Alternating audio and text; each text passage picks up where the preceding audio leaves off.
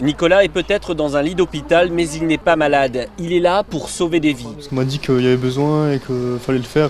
Des jeunes hommes comme moi, donc je décide de le faire. C'est une bonne action, je pense. Car Nicolas est donneur de moelle osseuse, un prélèvement qui s'effectue comme une simple prise de sang. Sauf qu'ici, cette machine, cette trieuse de sang, lui réinjecte son hémoglobine. Seules, ces cellules souches en provenance de sa moelle osseuse sont précieusement dirigées vers cette poche. Ce sont des cellules qui vivent en temps normal dans la moelle osseuse. Donc le donneur a un traitement médicamenteux de manière à donner un signal à ces cellules pour sortir de la moelle osseuse vers le sang, où on peut ensuite les collecter avec la machine.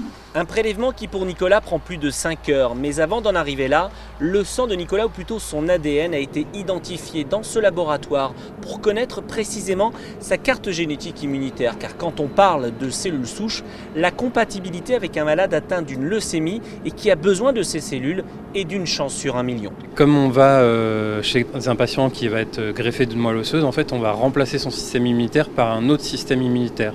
Et donc pour pas qu'il y ait de phénomène de rejet, il faut qu'on ait une compatibilité à 100%. C'est pour cela que les donneurs de cellules de moelle osseuse sont appelés les veilleurs de vie. Ils sont à peine 290 000 en France contre près de 6 millions en Allemagne.